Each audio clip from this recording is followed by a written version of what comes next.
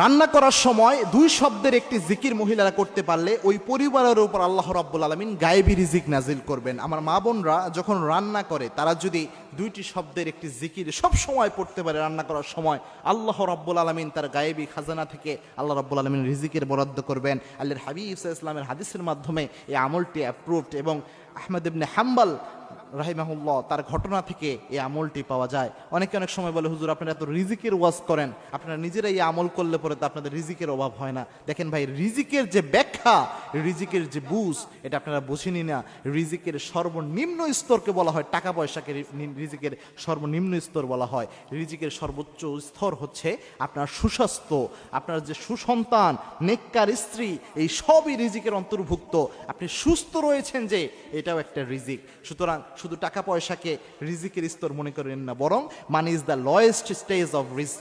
রিস্কের সর্বনিম্ন স্টেজ হচ্ছে এই টাকা পয়সা। সুতরাং রিজিক যদি বৃদ্ধি করতে চান, মা বোনরা এই কাজটা করতে পারেন। সেটা হচ্ছে যখনই আপনি রান্না করছেন তখন ইস্তেগফারের আমল করবেন। ইস্তেগফারের আমল কত গুরুত্বপূর্ণ আল্লাহর হাবিব সাল্লাল্লাহু আলাইহি ওয়াসাল্লাম জানিয়েছেন, মাল্লাজিমাল ইস্তেগফার, ইস্তেগফারের সাথে যে ব্যক্তি লেগে থাকে, তিনটা পুরস্কার আল্লাহ রাব্বুল আলামিন তাকে দান করেন। তার মধ্যে একটা পুরস্কার হচ্ছে ওয়ারযুকুহু হাইসু লা ইয়াহতাসিব, এমন জায়গা থেকে আল্লাহ রিজিক দেয় যা সে কল্পনাও করে নাই। কিন্তু রান্না করার সময় কেন ইস্তেগফার করতে হবে, এটা আমাদের চিন্তা আসতে পারে। আহমদ ইবনে হাম্বল রাহিমাহুল্লাহ যুগ শ্রেষ্ঠ একজন মুহাদ্দিস ছিলেন। তিনি একদা হাদিস তালাশের জন্য তিনি ঘর থেকে বের হয়েছিলেন, তিনি খোঁজা শুরু করছিলেন হাদিস। তো এক জায়গায় তিনি রাতের বেলায় তিনি চিন্তা করলেন, এই জায়গায় রাতের বেলায় এশার নামাজের পরে মসজিদেই তিনি থাকার চিন্তা করলেন। কিন্তু মসজিদের যিনি খাদেম ছিলেন, তিনি ইমাম আহমদ ইবনে হাম্বলকে চিনতে পারেন নাই, যিনি জগৎ বিখ্যাত মুহাদ্দিস। তিনি বললেন, না, মসজিদে রাতের বেলায় থাকা যাবে না, আপনি অন্য কোথাও যে অবস্থান করেন।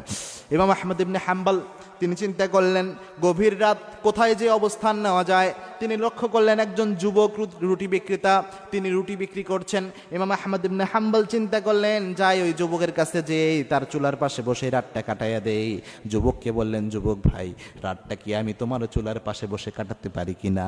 ইমাম আহমদ ইবনে হাম্বলকে ওই যুবক বললেন, হ্যাঁ মুসাফির, অবশ্যই আপনি পারেন, আপনি এখানে চুলার পাশে বসে রাত কাটিয়ে দেয়। ইমাম আহমদ ইবনে হাম্বল তিনি লক্ষ্য করলেন, যুবক যখন রুটি বানাচ্ছে তখন যুবক পড়ছে আস্তাগফিরুল্লাহ, রুটির খামির যখন তৈরি করে তখনও পরে আস্তাগফিরুল্লাহ। সবসময় ওই যুবক শুধু আস্তাগফিরুল্লাহ পড়ে। ইমাম আহমদ ইবনে